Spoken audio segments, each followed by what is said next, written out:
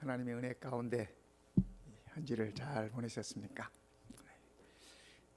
저는 오늘 교회에 다녔었습니다. 2주일 지나고 3주 만에 교회 다시 쓰면서 기쁨이 아주 충만했습니다. 또 하나님의 거룩한 성전에서 듣는 찬양이 얼마나 가슴 설레게 하고 또 얼마나 감사하게 하는지 모르겠습니다. 하루속히 우리 모든 성도님들 이곳에서 함께 예배할 그런 날이 왔으면 좋겠습니다. 간절히 기도합니다. 곧 하나님께서 우리의 기도를 응답하시리라고 그렇게 여기면서 오늘 말씀을 펴겠습니다. 이제 그동안 우리가 함께 공부해 왔던 로마서를 오늘 마지막 마무리하는 날입니다.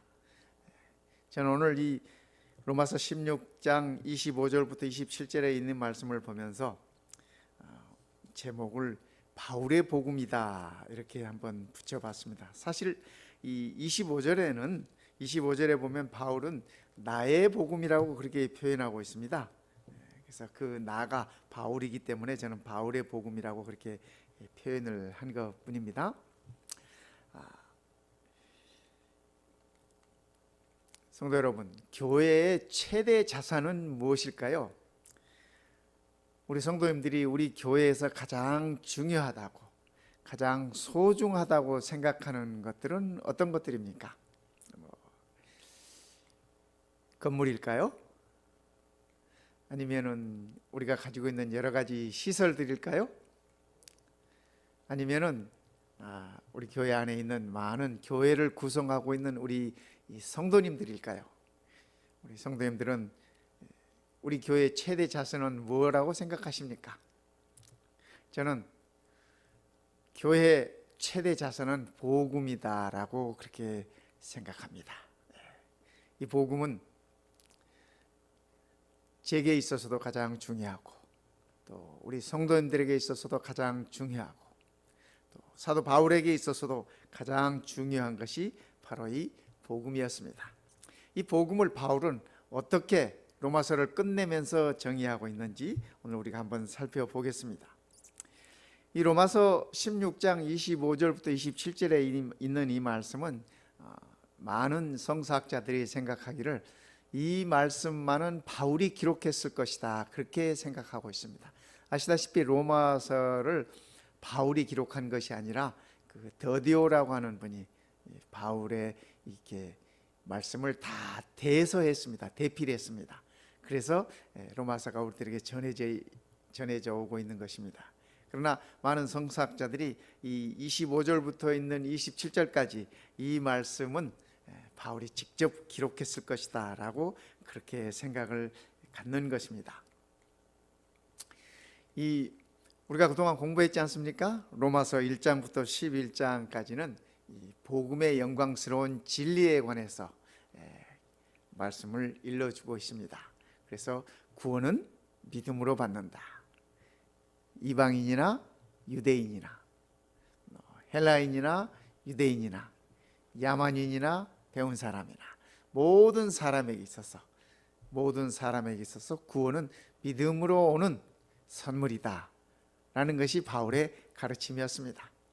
그리고 12장부터는 여러분이 아시다시피 복음에 근거한 복음적인 삶, 복음을 통해서 구원받은 사람들이 어떻게 이 땅에서 살아야 하는가, 그 삶을 일러주고 있는 말씀이 바로 이 12장부터 있는 말씀입니다. 그래서 이렇게 살아라라는 가르침입니다. 이렇게 살아라. 성도 여러분들 기억을 하시나요? 구원받은 자들은 하나님께 산 제사를 드리는 자들이다.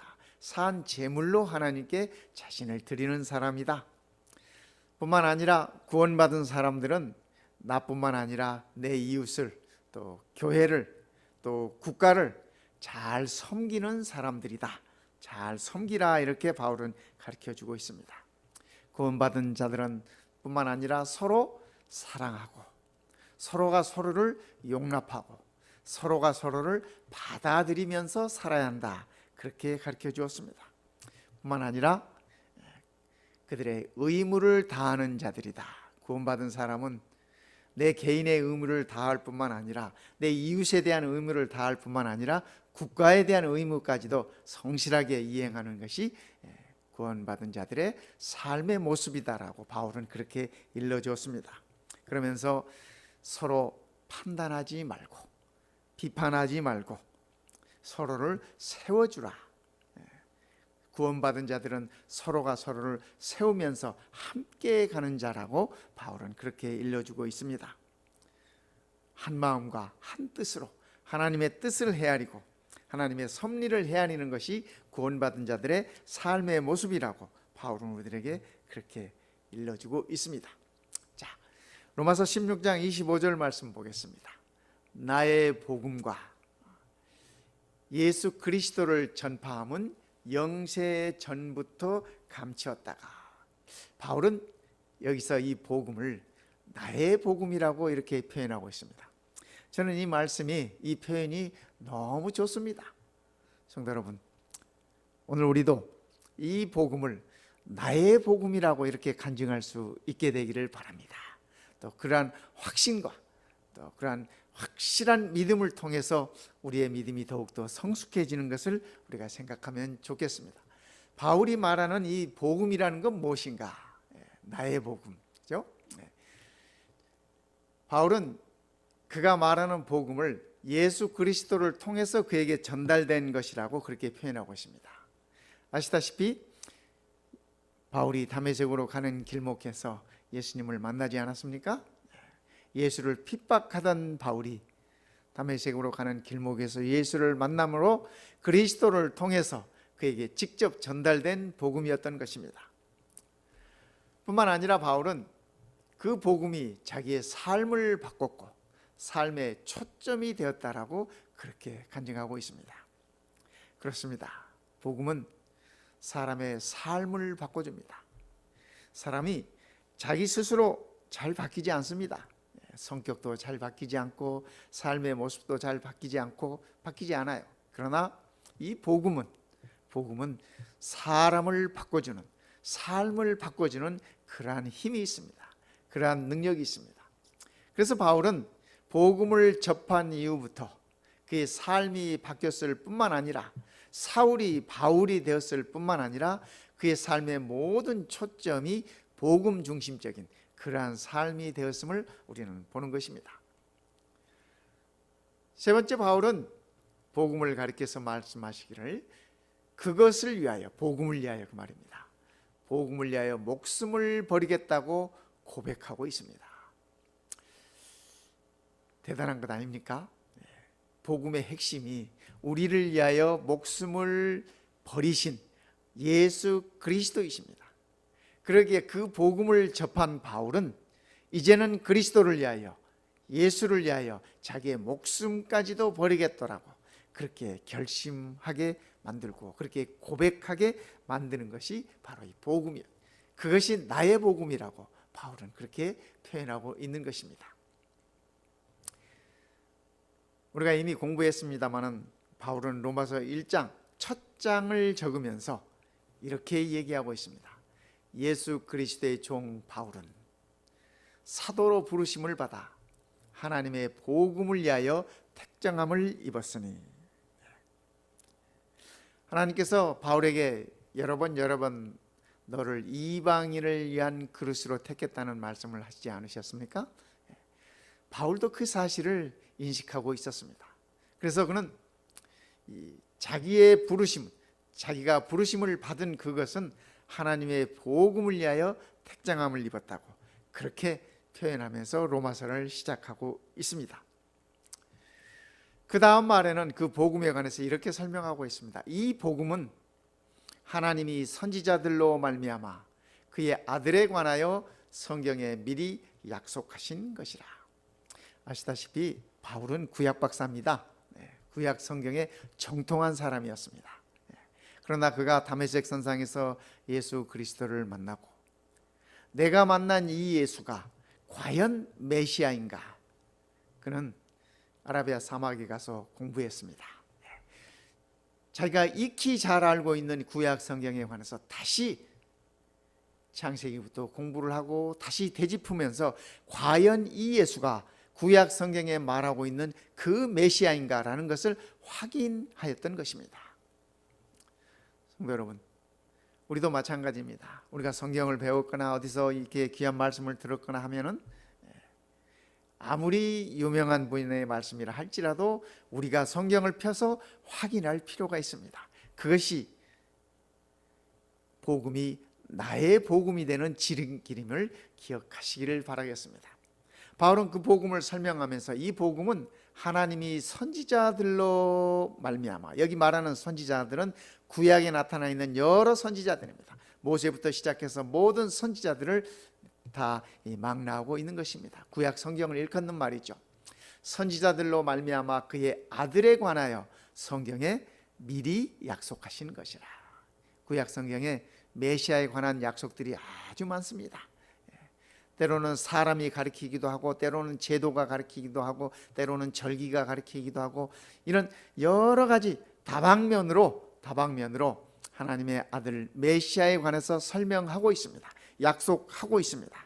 바울은 그 사실들을 하나씩 확인하고 그의 마음속에 이 예수가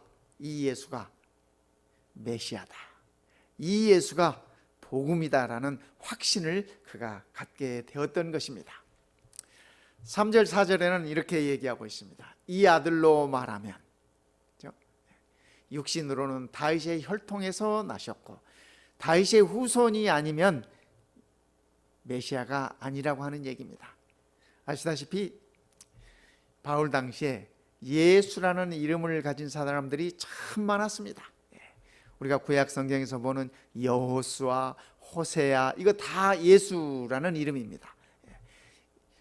마치 이렇게 보통 명사처럼 말입니다. 우리나라의 뭐 철수 뭐 이런 이름들이 뭐 아주 흔한 이름들 아닙니까? 철수, 영희 뭐 교과서에 나오듯이 이런 그 흔한 이름처럼 예수라는 이름이 흔한 이름이었습니다. 그런데 그 수많은 예수 중에 다윗의 혈통으로 나신 자가 진짜 메시아다라고 하는 사실을 바울은 확인하는 것입니다. 그러면서 말씀하시는 것입니다. 몸으로는, 육신으로는 다윗의 혈통으로 나셨고 성결의 영으로는 죽은 자 가운데서 부활하여 능력으로 하나님의 아들로 인정되셨으니, 그렇죠? 다윗의 혈통으로 이 땅에 오셨을 뿐만 아니라 십자가에 돌아가시고 유월절 양이 죽는 그 시간에 십자가에 돌아가시고 장사 지내지고 3일 만에 부활하셔서 하나님으로부터 아들로 인정되는 자가 메시아라고 하는 사실을 바울은 얘기를 하고 있습니다. 그러면서 곧 우리 주 예수 그리스도시니라. 뭐가요? 이 아들이. 이 아들은 곧 복음이라는 얘기를 하고 있습니다. 그래서 바울은 복음은 예수 그리스도라고 그렇게 표현하고 있습니다. 그런데 재밌는 것은 바울이 이 복음을 표현하면서 그냥 예수 그리스도라고 하지 않습니다. 예수는 우리 예수님의 이름 아니겠습니까? 이 땅에 이 사람으로 오신 성육신하신 하나님의 아들의 이름이 예수입니다. 그리스도는 메시아라는 의미입니다. 히브리 말로 메시아가 이 헬라 말로 그리스도스, 그리스도라는 말입니다. 그런데 바울은 그 앞에 주라는 말을 붙였습니다. 아시다시피 이 주는 주인이라는 말입니다.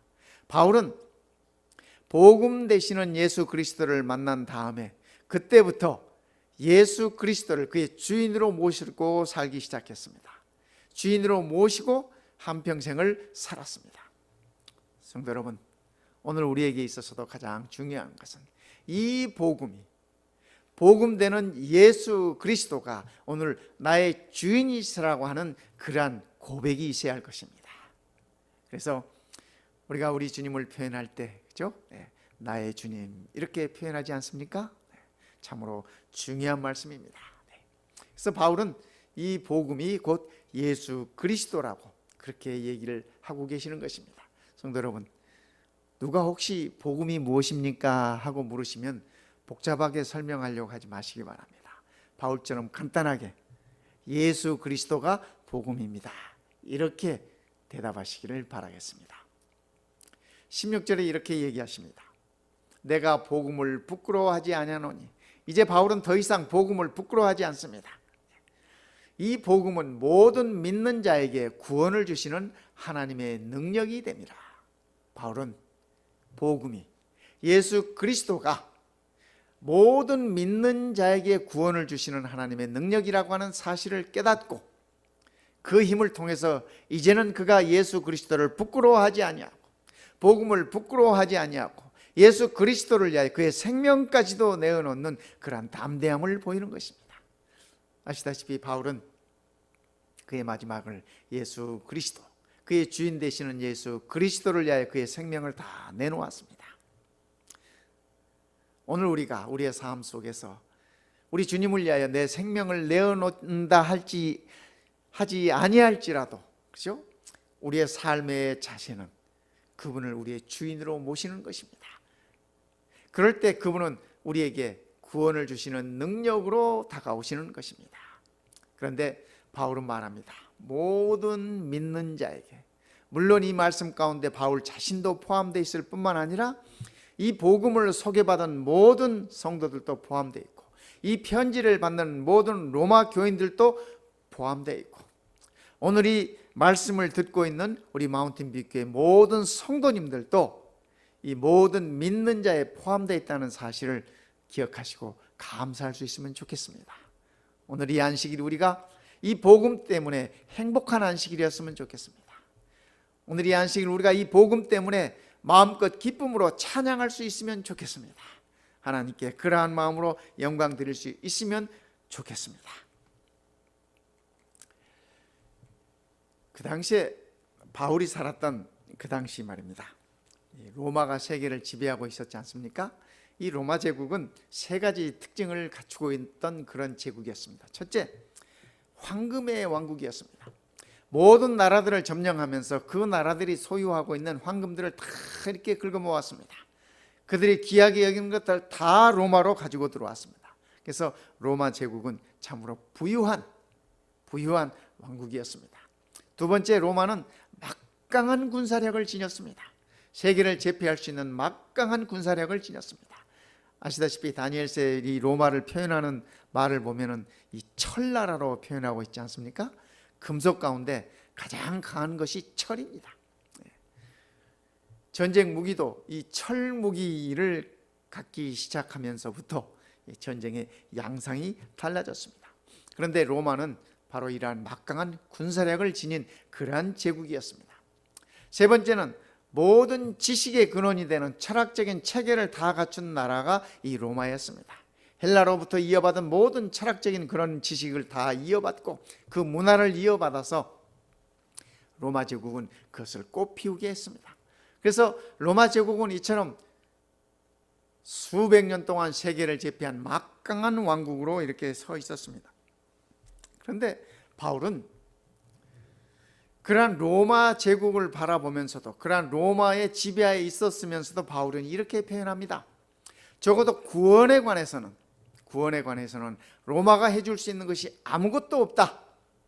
다른 이로서는 구원을 얻을 수 없나니 천하 인간의 구원을 얻을 만한 다른 이름을 우리에게 주신 일이 없음이니라 하였더라. 성도 여러분, 우리의 구원은 오직 예수 그리스도를 통해서만이 주어진다고 하는 사실을 기억하면 좋겠습니다. 얼마 전에 부처님 오신 날이라고 이렇게 요란한 모습들을 좀 보았습니다. 여러분, 이 부처가 우리에게 구원을 주지 못해요. 그렇지 않습니까? 네. 또 이 세상에 있는 수많은 신들이 우리에게 구원을 주지 못합니다. 구원은 오직 예수 그리스도. 다른 이로서는 구원을 얻을 수 없나니 천하 인간의 구원을 얻을 만한 다른 이름을 우리에게 주신 일이 없다고 바울은 그렇게 얘기를 하고 있습니다. 우리 예수님께서도 이렇게 말씀하십니다. 내가 곧 길이요 진리요 생명이니 나로 말미암지 않고는 아버지께로 올 자가 없느니라. 그러니까 오직 우리 예수님만이 길인 것입니다.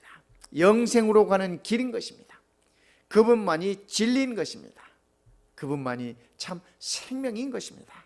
그래서 우리가 이 사실을 꼭 기억하셔야만 할 것입니다. 이것은 복음의 핵심은, 복음의 진수는, 복음의 유일한 초점은 예수 그리스도라고 하는 사실을 우리 성도님들이 기억하면 참 좋겠습니다. 꼭 기억하시기를 부탁을 드리겠습니다. 바울은 이렇게 복음을 설명합니다. 나의 복음과 예수 그리스도를 전파함은 영세 전부터 감추었다가, 여기 영세전이라는 이 말은 창세 전부터 그 말입니다. 우리 인류가 창조되기 이전부터 하나님께서는, 세 분 하나님께서는 계획하셨습니다. 인류를 구원하시기 위하여 구속의 경륜을 마련하셨습니다. 그래서 만유의 존재 전에, 이 세상의 모든 것이 존재하기 전에 하나님께서는 복음을 계획하셨습니다. 그래서 바울은 이 복음이 영세 전부터 감췄다라고 그렇게 표현하고 있는 것입니다. 그 복음이 이제는 나타나신 바 되었으며, 바울은 나타난 그 복음을 만난 사람입니다. 그렇죠? 우리도 나타난 그 복음을 각 시대를 통하여 이어받은 복 있는 사람들입니다. 이제는 나타난 바 되셨으며 영원하신 하나님의 명을 쫓아 선지자들의 글로 말미암아 모든 민족으로 믿어 순종케 하시려고 알게 하신 바, 그 비밀의 계시를 쫓아낸 것이니 이 복음으로 너희를 능히 경고케 하실 것이다. 참 바울이 말하는 복음은 아주 구체적입니다. 바울이 말하는 복음은 추상성이 없습니다. 마치 손으로 이렇게 만질 수 있는 것 같은 그러한 복음입니다. 또 우리가 눈으로 읽고 확인할 수 있는 것이 바로 이 복음입니다. 그래서 바울은 이 복음을 쉽게 설명하면서 쉽게 우리들에게 펼쳐놓았습니다. 오늘 우리도 이 복음에 관해서 어렵게 생각할 것이 아니라, 어렵게 설명할 것이 아니라 바울처럼 복음은 예수 그리스도다, 부활하신 예수 그리스도라고 하는 사실을 기억하시면 되겠습니다. 이 복음에는 축복이 따릅니다. 복음은 가장 구체적일 뿐만 아니라 만질 수 있고 읽을 수 있는 것이에요. 어떤 축복이 따르는가? 그죠? 이제는 나타나신 바 되었으며 영원하신 하나님의 명을 쫓아 선지자들의 글로 말미암아 모든 민족으로 믿어 순종케 하려고 알게 하신 바, 믿어 순종케 하려고 알게 하신 바. 저는 이 말씀을 보면서 이 구원은 마지막 사건이 아니라고 생각합니다. 우리 성도들의 삶에 있어서 구원은 우리의 삶의 마지막이 아니라 우리의 삶의 출발입니다. 우리 신앙의 출발입니다. 성도 여러분, 우리가 다 구원받은 하나님의 자녀들 아니겠습니까? 우리가 다 믿음으로 구원받은 하나님의 권속들이 아니겠습니까? 우리의 삶이 여기서부터 출발되는 것입니다. 우리의 삶이 여기서부터 시작되는 것입니다. 이제껏 우리는 죄의 종으로, 죄의 자식으로, 사단의 자식으로 살아왔습니다. 그러나 우리는 복음으로 그것을 끝냈습니다. 그러한 삶을 끝내고 이 구원을 통하여 우리는 새로운 삶의 첫발을 여기서부터 내딛는 것입니다. 성도 여러분, 구원은 우리에게 있어서 마지막 사건이 아님을 기억하십시오. 우리의 신앙의 출발임을 기억하시기를 바랍니다. 우리는 다 구원받은 자로서의 우리의 믿음을 시작하는 것입니다. 복음의 궁극적인 목표가 무엇인가? 그렇죠? 구원을 넘어서서 하나님 앞에 순종하는 삶을 살게 하시려고, 그렇죠? 순종의 백성이 되게 하는 것이라고 그렇게 말씀하시지 않습니까? 모든 민족으로 믿어 순종케 하려고. 이것이 복음의 궁극적인 목적입니다. 예수 믿고 죄 사함 받아 구원 얻는 것에서 끝나는 것이 아니라 이제는 하나님의 말씀에 순종하여 살아가는 순종의 백성이 되게 하려는 것, 그것이 복음의 궁극적인 목표입니다. 오늘 우리의 삶 속에서 이 복음의 궁극적인 목표가 이루어지도록 우리가 기도하면서 성령님의 도우심을 구하면서 그렇게 우리의 발걸음을 내디디면 좋겠습니다. 바울이 말하는 인간의 행복이라는 것은 하나님께 순종하는 삶을 얘기하고 있습니다. 우리는 거꾸로 생각하지 않습니까? 내 마음대로 살면 행복하다. My way. 그죠? 내 마음대로 내가 하고 싶은 것 다 하고 그랬으면 행복하다고 그렇게 생각을 합니다. 언젠가 한번 친구 목사들과 더불어 이렇게 얘기를 하는데 한 친구가 그런 표현을 해요. 나는 내가 맡고 있는 교회를 내 마음대로 한번 해봤으면 좋겠다. 그러면 원이 없겠다. 그렇게 표현을 하더라고요. 그래서 우리가 웃으면서 제가 그렇게 대답했습니다. 교회는 목사가 내 마음대로 하는 것이 아니라 하나님의 뜻을 따라 우리가 섬기는 것이 교회다. 이렇게 얘기를 했습니다. 그러니까 그런 일은 없을 테니 그런 꿈은 깨라. 그렇게 얘기를 했습니다. 성도 여러분, 세상을 살 때 내 마음대로 내가 하고 싶은 거 다 하고 마음대로 살면 행복할 것 같죠.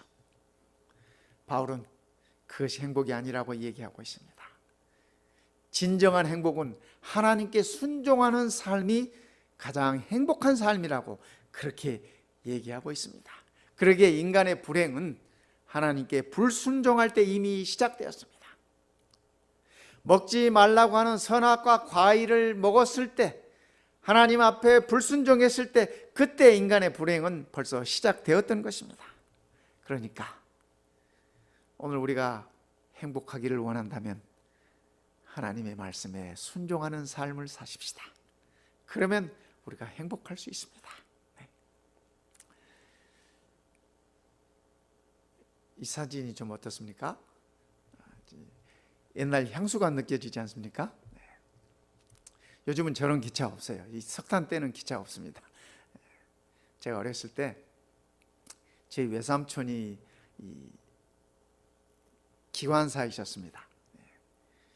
45년 무사고 운전하시고 은퇴하실 때는 대통령 표창도 받고 그러시던데, 제가 삼촌을 따라서 어렸을 때는 어디 갈 때 객실에 타지 않고 저 기관석에 탔습니다. 근데 저 석탄 때는 저 기관석인데, 기관석에 타면은 이 석탄을 퍼서 이게 안에 집어넣어서 불을 계속 떼어줘야 돼요. 그 힘으로, 전기의 힘으로 이 기차가 가는 것입니다. 네. 그때 기차가 가는데 얼마나 이 수고들을 많이 하는가 하는 것을 제가 곁에서 지켜보면서, 야, 기차가 참 대단하구나 하는 생각을 했습니다. 그런데요, 성도 여러분, 이 기차가 자유로울 수 있는 것은 철로 위를 달릴 때만이 자유롭습니다. 만약에 이 기차가, 그죠? 나는 이 철로가 싫어하고 철로를 벗어난다면 그거는 사고죠. 큰 사건입니다. 성도들의 삶도 마찬가지입니다. 우리의 삶도 하나님의 은혜 안에서, 하나님의 말씀 안에서 우리가 살아갈 때 우리는 진정으로 자유로울 수 있고 진정으로 행복할 수 있는 것입니다. 우리 성도님과 더불어서 저렇게 한번 기차 한번 타봤으면 좋겠습니다.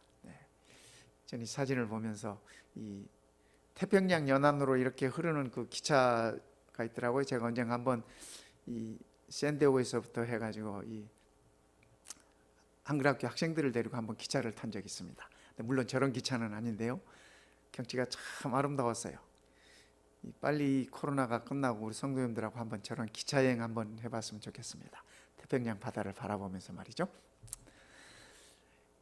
하늘을 나는 연이에요. 근데 이 연도, 그죠? 자유롭게 하늘을 날지 않습니까?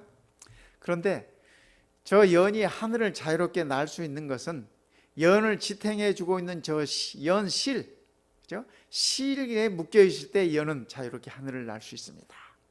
근데 만약 이 연이 내가 자유롭고 싶다고 이 연줄을 끊어버리면 연은 잠시 하늘을 날다가 땅으로 곤두박질을 칠 수밖에 없습니다. 우리 성도들의 삶이 그렇습니다. 우리 인간의 행복이 그렇습니다. 하나님의 말씀에 순종하며 사는 삶이 행복한 삶이고 가장 자유로운 삶임을 꼭 기억하셨으면 좋겠습니다. 바울은 그래서 이 복음을 우리의 삶의 접착제라고 그렇게 표현하고 있습니다. 이 복음으로 너희를 능히 견고케 하실 것이다. 우리의 삶의 접착제입니다. 이 복음을 가지고 있으면 우리의 삶에 흔들림이 없어요. 바람이 불어도 폭풍이 쳐도 사단이 아무리 와서 쪼아대도 우리가 흔들릴 수 없는 것입니다. 복음은 바로 우리의 삶에 있어서 그러한 접착제라고 그렇게 표현을 하고 있습니다. 많은 사람들이 다른 복음을 조추려고 합니다. 뭔가 기가 솔직한, 기가 솔깃한 그런 얘기, 뭔가 좀 새로운 것 없을까, 뭐 이런 것들을 찾아가면서 이렇게 엉뚱한 대로 이렇게 가는 경우들이 많습니다. 근데 바울 당시에도 그런 일이 있었어요. 바울 당시에도 그들이 바울이 소개하는 이 간단한 복음에 뭔가 좀 심오한 복음이 없을까, 그래서 그러한 것들을 찾다 보니까 영지주의에 빠지게 되고 허무한 것에 빠지게 되고 그들이 다른 복음으로 이렇게 달려가게 되었던 것입니다. 그래서 바울은 골로새 교인들에게 이렇게 얘기해요. 그러므로 너희가 그리스도 예수를 주로 받았으니, 그리스도 예수를 주님으로 받았으니 그 안에서 행하되 그 안에 뿌리를 받고 세움을 입어 교훈을 받은 대로 믿음에 굳게 서서 감사함을 넘치게 하라. 이 골로새 교회에 이 영지주의들이 바닥에 퍼졌습니다. 이 영지주의, 그 당시 1세기경의 영지주의라고 하는 것은 예수님의 이 성육신을 부인하고 이 그런 영과 육을 부인하고 그런 가르침이었습니다. 예수님의 이 동정녀 탄생을 부인하고, 그래서 바울은 이 갈라디아에서 아주 이 영지주의에 대해서 아주 강하게 얘기합니다. 사도 요한도 요한 1, 2, 3, 4에서 그 영지주의에 관해서 이단이라고 얘기를 하면서 강하게 이렇게 말씀을 하는 것을 봅니다. 그러한 것에 이렇게 자칫 다른 복음으로 빠져 들어가는 이 백성들을 향해서 바울이 주신 말씀이 이 말씀입니다. 너희가 그리스도 예수를 주로 받았으니 그 안에서 행하되 주 안에서 행하되. 우리 지난 시간에 우리 살펴봤지 않습니까? 33인이나 되는 많은 사람들이 언급되면서 그들에게 주 안에서, 그리스도 안에서, 주 안에서, 그들의 그 아름다운 행적들이 다 주 안에서 이루어졌던 것들을 우리가 확인했지 않습니까? 바울은 여기서도 같은 말을 하고 있습니다. 그 안에서 행하되. 여기 그는 예수 그리스도를 얘기하고 계시는 것입니다. 예수 그리스도 안에서 행하되 그리스도 안에 뿌리를 받고. 오늘 우리 성도님들이 우리 처음 시작할 때 찬양 이렇게 하셨지 않습니까? 그 찬양처럼 우리가 그리스도 안에 우리의 뿌리를 받고 세움을 입어 하나님의 자녀로 세움을 입고 하나님의 교회로 세움을 입고 하나님의 일꾼으로 세움을 입어 교훈을 받은 대로, 우리가 말씀을 받은 대로, 복음을 받은 대로 믿음에 굳게 서서 감사함을 넘치게 하라고 바울은 그렇게 얘기하고 있습니다. 성도 여러분, 오늘 우리도 이 말씀을 가슴에 새기십시다. 우리가 그리스도 예수를 주로 받지 않았습니까? 주인으로 우리가 받아들이지 않았습니까? 영접하지 않았습니까? 그래서 이제는 우리가 그분을 우리의 주인으로 삼고 생활하고 있지 않습니까? 우리가 그분 안에서 모든 일을 행하고 그분 안에서 뿌리를 깊이 받고 그분 안에서 세움을 입고 그분 안에서 말씀을 받은 대로 믿음에 굳게 서서 모든 것을 감사함으로 하나님께 나아가는 그러한 우리의 삶이 되시기를 바랍니다. 오늘 이 안식일 우리가 이러한 마음으로 하나님께 예배를 드린다면, 비록 우리의 몸이 하나님의 성전에 있지 못하다 할지라도 우리는 감사함이 넘칠 것입니다. 우리의 입술에 찬양함이 넘칠 것입니다. 그러기에 바울은 그리스도를 통하여 전달된 복음은 이제 더 이상 그리스도의 복음이 아니라 그것은 나의 복음이다 라고 표현하고 있는 것입니다. 나의 복음. 성도 여러분, 우리도 이 복음을 나의 복음이라고 그렇게 표현하면 좋겠습니다. 내게 복음을 물어오는 자들에게 나의 복음을 소개할 수 있으면 좋겠습니다. 미국의 신학자이시면서 목회자이신 이 몰든이라는 박사가 계십니다. 몰든이라는 분이 계시는데 그분이 그의 저서 가운데 이렇게 표현하셨어요. 나는 20대에 여러 가지 철학과 종교를 공부했다. 대부분 그렇지 않습니까? 20대? 이 철학과 종교에 비해서 복음은 너무 단순하다고 생각했다. 복음을 우습게 봤다 이거죠. 그러나 나는 30대에 내가 추구하던 철학과 종교들이 내 인생의 문제들에 대해 전혀 대답일 수가 없다는 딜레마에 빠지기 시작했을 때 복음은 비로소 심오하게 나에게 다가오기 시작했다. 뭔가 조금씩 깨닫기 시작했다는 얘기죠. 40대 인생의 스트레스와 삶의 모든 문제들과 싸우면서 복음을 의지했을 때 복음은 능력으로 내게 다가왔다. 비로소 복음은 나에게 위대한 것이었다. 50대에 들어와서 내가 지금까지 쌓아놓은 모든 성취가 허무하게 느껴졌을 때 인생의 의미는 무엇이냐고 질문했다. 그때 비로소 복음은 내 삶의 가장 소중한 것이 되었다. 60대가 되어 내 친구들이 하나 둘씩 이 세상을 떠나가기 시작하는 모습을 보고 내 손에 잡고 있었던 모든 것이 하나 둘씩 빠져나가기 시작했을 때에 내가 붙들고 의지할 수 있었던 것은 복음밖에 없었다. 60대의 복음은 나에게 유일한 것이었다. 더 이상 복음은 내게 단순한 것이 아니었다. 복음은 더 이상 심오한 것도 아니었다. 복음은 더 이상 위대한 것도 아니었다. 복음은 더 이상 중요한 것도 아니었다. 복음은 내게 있어서 유일한 것이었다. 복음 없이는 나는 살지 못한다는 것을 깨달았다.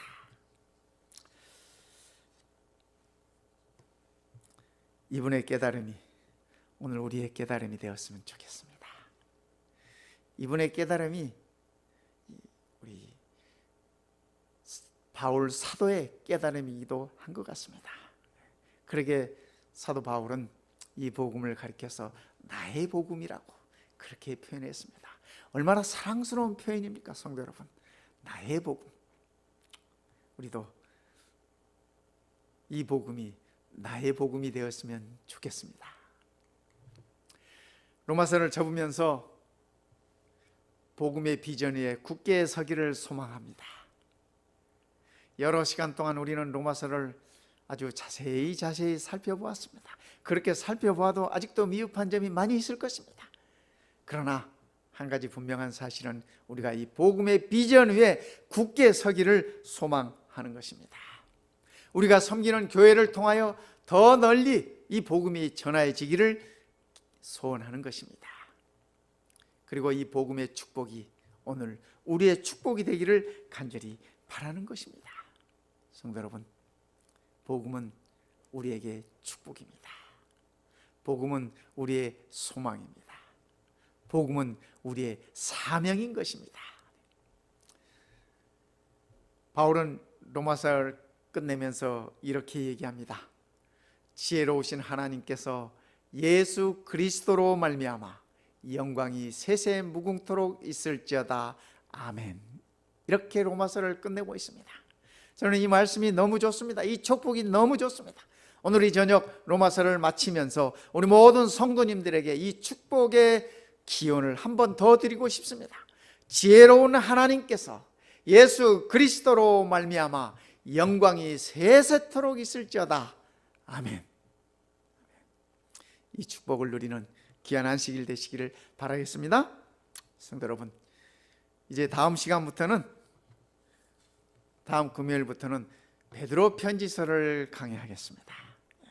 이 베드로 편지서는 1세기경에 그리스도인들에게, 성도들에게, 교회에 가장 핍박이 많고 가장 어려웠던 시절에 그 성도들에게 희망과 소망과 용기와 격려를 주기 위해서 쓰여진 편지입니다.